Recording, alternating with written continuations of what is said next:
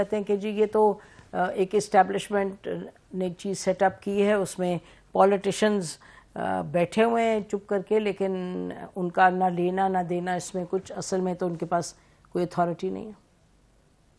देखिए जी, मैं तो हमेशा कायल हूं कि तेरी सरकार में पहुंचे तो सभी एक हुए। तो यहाँ पे तो कभी पॉलिटिशियंस के बारे में आप इमरान खान साहब से देख लें कि किस डेस्परेशन के साथ बाजवा से उन्होंने 3 मुलाकातें की। किस बाजवा से? जो मीर जाफर था, मीर सादिक था, जो हैंडलर था, जैसे हुसैन हक्कानी के साथ मिलकर कॉम्प्रिहेंसिव साजिश की और अमेरिका को इस्तेमाल कर गया इमरान खान साहब के खिलाफ। लेकिन मुझे उससे कोई गर्ज नहीं है, नैरेटिव बनाते रहते हैं, लेकिन किस शिद्दत के साथ इमरान खान साहब उनसे मिले उसके अंदर की कहानी मैं जानता हूं, लेकिन किसी की अमानत मेरे पास कि मिन्नत तल्ले जो अलवी साहब ने किस तरह वो मीटिंग अरेंज करवाई, ये कोई आम वाकया नहीं था।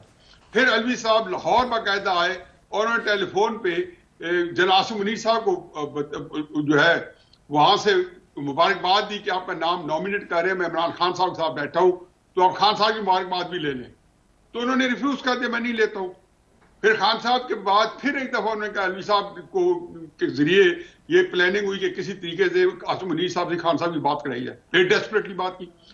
बात मैं ये कहना चाहता हूं कि ये सियासतदान जो है आपस में क्यों नहीं बात करते। 20 अक्टूबर गुजरांवाला में 2020 में इतनी जिल्लत और ख्वारी के बाद नवाज शरीफ साहब ने क्या एक तकरीर जो पहली की पब्लिक में, उन्होंने कहा मेरे इमरान खान से कोई झगड़ा नहीं है, मेरे साथ ज्यादती जो किया है जनरल फैज अहमद तुमने किया है, जनरल बाजवा तुमने किया। इमरान खान साहब ने 3 दिन बाद क्या जवाब दिया। तो अब बिल्कुल आप सही कह रही है कि सियासतदान जब एस्टेब्लिशमेंट के साथ लड़ होता है तो बाकी लोग जो होते हैं, जो पार्टी लड़ रही, बाकी पार्टी इररेलेवेंट हो जाती है। ये बार बार मैं कहता हूं, नवाज शरीफ साहब नहीं आए तो मैंने कहा जी आप इररेलेवेंट है।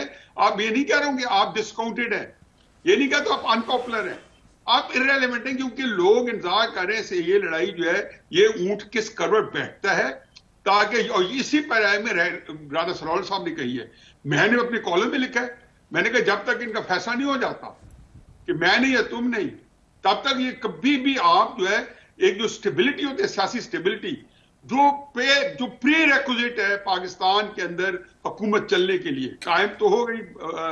तनिब कहा है बड़ी अच्छी तरीके से, बिल्कुल सही बात है, मैं एग्री करता हूं, लेकिन वो चलने के लिए उससे पहले पॉलिटिकल स्टेबिलिटी है। पॉलिटिकल स्टेबिलिटी अब 2014 के धरनों से लेकर आज तक उसके अंदर हर साल दुगनी हो रही है, उसके जो 4 चांद लग रहे हैं।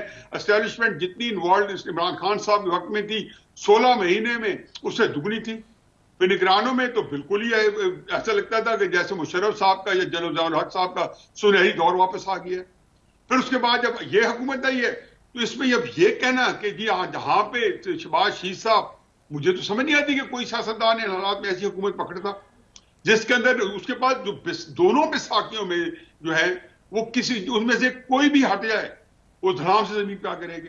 तो क्राइसिस ये है कि जी इमरान खान साहब जो है वो भी एस्टेब्लिशमेंट बात करना चाहते हैं, ये जो ढोंग रचा रहा है सारे जमहूरियत का ये उसका उसी तरीके से है। लेकिन इमरान खान साहब जो है उनके सामने अब 2 ही मॉडल मौजूद हैं।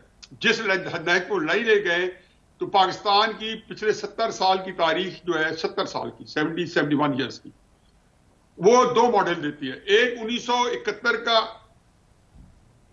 और एक 1979 का। अब एक में एक फ्रीक हारता है, दूसरे में एक फ्रीक हारता है, और अंजाम आपने देख लिया। ये इस लड़ाई के अंदर मुझे कुछ तीसरी सूरत नजर नहीं आती, क्योंकि लड़ाई जो है वो कोई लड़ाई छोटी नहीं है। एक ताकतवर जो है वो दूसरे ताकतवर से लड़ रहा है, जिसकी ताकत जो है एक पाकिस्तान के शायद लोग हो और उनके जिनको अपनी ताकत पे नाज है वो दूसरा फरीक है। मैं उस फरीक को कभी हारते नहीं देखा, इल्ला के एक दफा वाकया हुआ था, उसके हालात फर्क थे।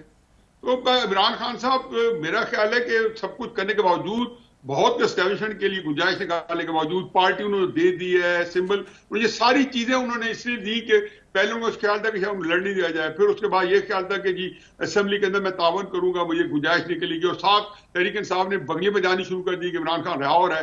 उन्होंने 5 मार्च कोर्ट कॉन्फ्रेंस के बाद इलामिया दिया, उन्होंने सारी वो उठा की सारी उनकी सोशल मीडिया कैंपेन मुंह पे मारी। उसने कहा ना छोड़ा है ना छोड़ेंगे 9 मई के मुजरमों को, और जितनी ये बातें कर जितनी अफवाहें फैला रही है बेपर की हैं, इसको हमने अंजाम तक पहुंचाना है। ये जवाब था उनका, और ये जवाब उनका मेरा ख्याल है कि जब तक एक फैसला नहीं हो जाता उस वक्त तक यही जवाब है।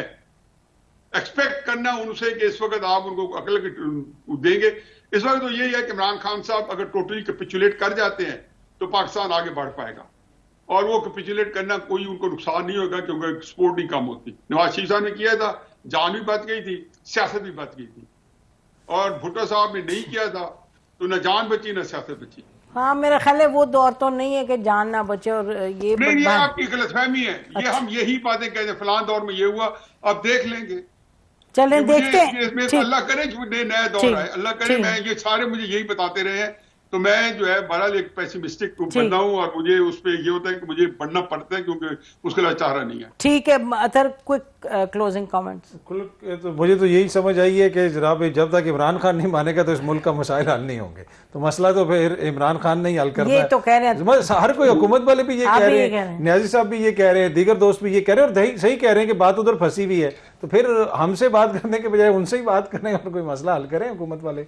नसीम हमारे पार्ट टाइम वज़ीर दाखिला हैं, पार्ट टाइम वज़ीर दफ़ा हैं, पार्ट टाइम प्राइम मिनिस्टर हैं, तो इस तरह की हुकूमत तो मेरे ख्याल में मुद्दत जितनी भी हो वो डबल भी कर ले तो फ़र्क तो कोई नहीं पड़ता। चलें जी, आज का प्रोग्राम इन्हीं कमेंट्स पर ख़त्म करते हैं, और SIFC के हवाले से मैं ये ज़रूर कहती चलूँगी कि SIFC के हवाले से बहुत बड़ी बड़ी क्लेम्स किए जा रहे हैं कि ये इन्वेस्टमेंट आ जाएगी, इतनी आ जाएगी, इतनी आ जाएगी। देखते हैं कि क्या होता है। फिल वक्त तो अभी काम ही हो रहा है, अभी उसके नतीजे क्या सामने आते हैं वो तो वक्त बताएगा। लेकिन एक ब्रॉडर क्वेश्चन जो हमारे आज पैनलिस्ट छोड़ के जा रहे हैं वो आपके सामने है कि जब तक सुलह सफाई नहीं होगी तो इंस्टेबिलिटी चलती रहेगी। हमारी तो सच इतना ही। खुदा हाफिज़। पाकिस्तान जिंदाबाद।